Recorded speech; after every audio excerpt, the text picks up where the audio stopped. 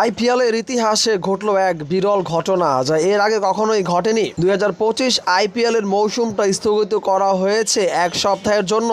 এর প্রধান কারণ হচ্ছে চলমান পাকিস্তান এবং ভারতের মধ্যকার যেই নৈরাজ্য চলছে, যেই সহিংসতা, যেই সংঘাত চলছে, তার কারণেই কিন্তু ক্রিকেটারদের সর্বোপরি সব কিছু নিরাপত্তার কথা চিন্তা করেই এমন সিদ্ধান্ত নিয়েছে কিন্তু বিসিসিআই। এর আগে কখনোই এমনটা আইপিএলের ইতিহাসে দেখা যায়নি। ভারত পাকিস্তান ম্যাচ যেমন উত্তেজনা ছড়ায় বাড়তি, ঠিক তেমনি এবার ভারত পাকিস্তানও কিন্তু বাড়তি উত্তেজনা ছড়াচ্ছে পিএসএল এবং আইপিএলকে ঘিরে। এই দুইটা লিগই কিন্তু এখন স্থগিত অবস্থায় রয়েছে। যতক্ষণ পর্যন্ত ভারত পাকিস্তানের সংঘাত সমাধান না হচ্ছে, ততক্ষণ পর্যন্ত এই ম্যাচগুলো হয়তো বা চলমান অবস্থায় নাও হতে পারে। যদিও আইপিএল 7 দিনের জন্য স্থগিত করা হয়েছে, তবে 7 দিন পর এর ভবিষ্যৎ কী হতে পারে তা আবারও জানা যাবে।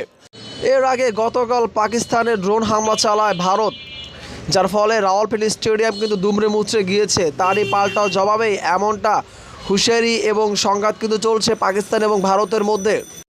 মাঠের উত্তেজনা, দুই দেশের মধ্যে এখন রাজনৈতিক টানাপোড়াও চলছে।